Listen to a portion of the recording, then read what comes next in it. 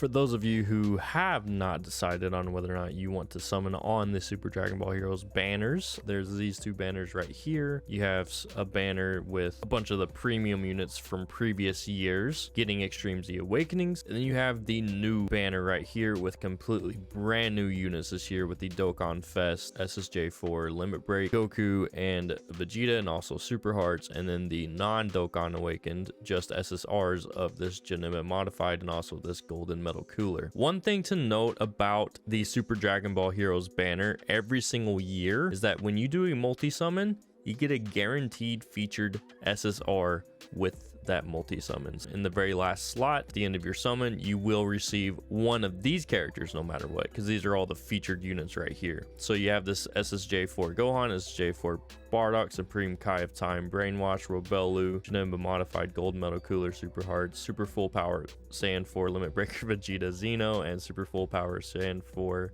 Limit Breaker Goku Xeno. Just remember that these units, although you get a guaranteed featured unit, are more or less restrictive to the Dragon Ball Heroes or the crossover teams. Now this year, with some of the new units such as the Limit Breaker Super Saiyan 4s and also the Super Hearts, they're less restrictive than last year's units, but they're still very, very restrictive to the Dragon Ball Heroes and crossover category units. And what I mean by that is a lot of their passive skills rely a lot on having other crossover or Dragon Ball Hero units on the team or on rotation. These are fun units, and they're actually really, really good on the Dragon Ball Heroes and crossover teams, and may have some use on other teams outside of that as well. But the reality is most of these units are not going to reach their full potential without other crossover or Dragon Ball Heroes category units on their team. All these units right here are getting their EZAs. You have this Golden Cooler who has a pretty good design in this kit.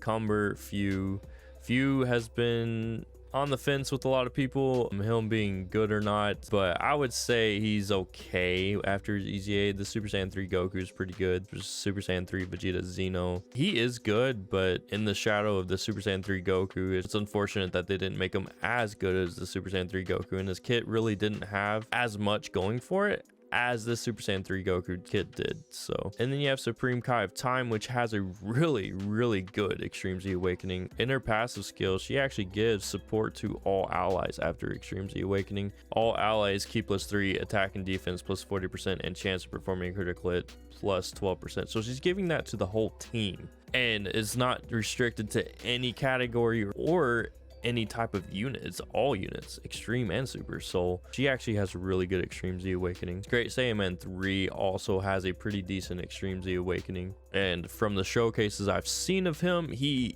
has a lot of defense. He actually has a lot of defense, and his passive is not restrictive to crossover Dragon Ball Heroes. It's restrictive to Time Travelers, which is expanding a little bit past crossover and Dragon Ball Heroes units, so that's a good thing. It's also reducing damage received, or has damage reduction to normal attacks -30%, and he counters, so pretty decent unit right there. As far as Sayalis goes, I really haven't seen anything from him, but if we take a look at his kit, he's giving support to artificial life forms. He's also giving support to time travelers, so there's a little bit of flexibility there, even though the support isn't exactly 30% or more, and he's only giving one key to each of those categories. If you're running an artificial life forms that also is a time traveler, he's giving 40% attack and defense and key +2, so keep that in mind. It's not as good as a straight up support passive like Supreme Kai of Times, but it definitely has its uses and has its flexibility. So I would say if you summon on this banner, you're getting 1, 2, 3, 4, 5 pretty well designed units. The other 3, well, actually, if you take a look at this Cumber real quick, he has key +2 and attack and defense +200%, which is pretty good. He has a high chance of stunning superclass enemies after receiving an attack. Very restrictive, actually, so I'm not sure about that one. Yeah, he's going to be really good against superclass enemies. Once again, that's a little bit more restrictive than we'd probably want it to be, but he has a great super attack effect right there. Greatly raises attack and defense for 1 turn, and he's greatly lowering attack and defense as well. So pretty good Super Battle Road unit right there, actually, especially since Super Battle Road and Extreme Super Battle Road, usually when you're using a super class type team, you're usually going up against extreme class type enemies and vice versa. So I would say you're getting 6 out of the 8, pretty well designed units. This Cumber, depending on his situation, can be very good. Or Vegeta and Few are a little bit lackluster, but they could still have their uses for sure. And then on this banner right here, if we go into more detail with it, we got the Limit Breaker Super Saiyan 4s and also Super Hearts. You have this SSJ4 Gohan right here as well, and then the Supreme Kai of Time, Brainwashed, Robelu, and also SSJ4 Bardock. Keep in mind that this Goku, this Vegeta, and also this Super Hearts are all 200% leaders. You know, you could possibly end up with 3 200% leaders by summoning on this banner, especially with the guaranteed featured SSR per multi. It's actually a pretty good deal, but once again, restrictive units. They're going to be a little bit restrictive in their passive skill, and you might not get a whole lot of use of them outside of crossover or Dragon Ball Heroes category units. This Goku leads crossover or full power, which is not bad. Full power does need a little bit of a buff, and Dragon Ball Heroes gets that extra 30%. But this Goku is not terrible, but he's not great either. I would, you know, he's good. He's definitely good. He's giving superclass allies defense plus 40% when there's an ally whose name includes Vegeta. They designed these two units to be able to be ran together, because right here he has superclass allies attack plus 40% when there's an ally whose name includes Goku. It doesn't have to be that Goku and vice versa. It doesn't have to be that Vegeta that I just showed you. It can be any Goku or any Vegeta, but definitely design these units to be ran together. The optimal team with either one of these characters on it is going to be ran with both of these units. And that's what I mean by the passives being pretty restrictive and being very centered and focused on Dragon Ball Heroes and also crossover category units. But like I said, this year's units are not as restrictive. They're still restrictive, but they're not as restrictive as previous units in the previous years. This Goku also has damage reduction received by 30% when all allies attacking the same turn are superclass, full power, or Dragon Ball Heroes category character, which is not bad. 30% damage reduction is really good, especially for a Dokkan Fest unit like this, as powerful as he is. It's just that it's restricted by this part of the passive where it has to be a superclass full power or superclass Dragon Ball Heroes category character. This Vegeta and Goku are good. Once again, restrictive, but they're good. The Super Hearts right here, he's leading time travelers, which is pretty good.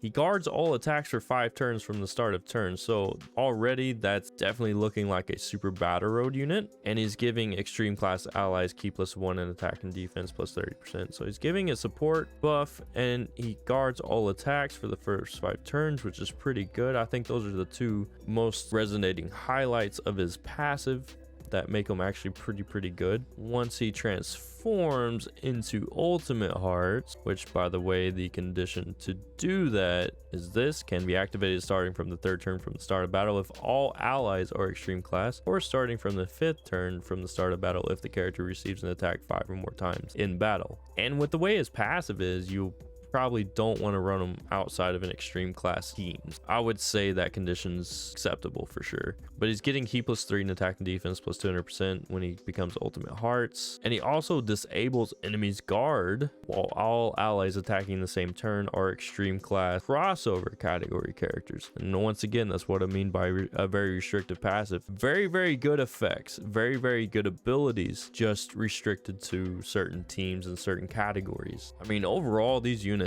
are pretty good, and this Gohan especially, because he reduces damage received by 50% when there's another 2 or more Giant 8 power category allies on the team. And Giant 8 power has, you know, with the 7th anniversary and also with some crossover in Dragon Ball Heroes units, this is actually very, I would say, pretty viable. And he's getting attack and defense plus 200%, and I would say those are the most redeeming qualities of him and his passive. But that damage reduction by 50% is going to be key for this guy to be good, so you do want to run him with other Giant Ape power category allies. And then you have the Supreme Kai of Time, Brainwashed, which her passive, if we look at this is crazy. She has a rare chance of stunning all enemies, key +2 in attack and defense plus 100%, And I would like to note that her super attack, she massively raises defense for 1 turn. So she's raising defense by 100% already. And then she gets a plus an additional attack and defense plus 100% when performing a super attack. And then 100% for attack down status, 100% for defense down status, 100% for super attack being sealed, or if the enemy super attack is sealed, another 100% if the enemy is stunned. And then she seals the attacked enemy super attack for 2 turns, and medium chance of stunning all enemies when there's another crossover category ally attacking the same turn.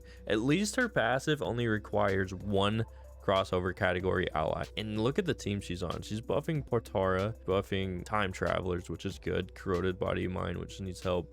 So she's got a few teams here that she's going to be helping out. I am curious to know what her attack stat's going to be, because she's getting a whole lot of attack. It's actually nuts. And you got this Robelu right here. I have Super Saiyan 4 Bardock, which is not too great. He's okay. As far as actually summoning on him, once again, like I tell y'all all the time, it is completely up to you and what you want to do with your stones. But I would say doing a few multis on either this banner or this banner would be okay. I would say overall this banner right here with the new Extreme Z Awakenings has a little bit more value, because with this Supreme Kai supporting all allies, if you pull her, you're able to do that. He counters, has damage reduction. This cooler is very well designed, and this Goku's gonna have some uses as well. These are the new shiny units, and they do have 200% leader skills, but the 200% goes to Dragon Ball Heroes and also crossover category units. So you're not giving the 200% leader skill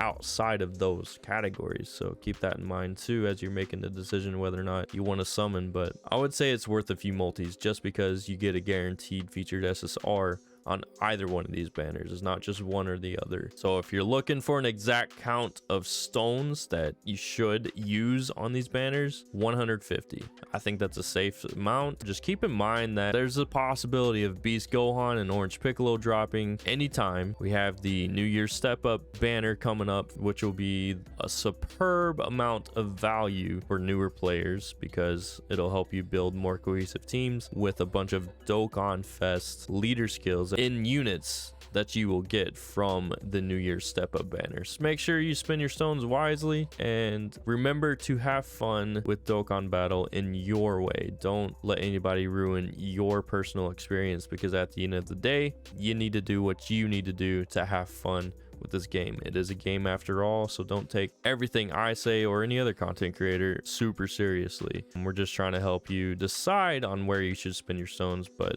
ultimately you need to enjoy the game the way you want to enjoy it. But yeah, that's about it. I'll catch you on the next one.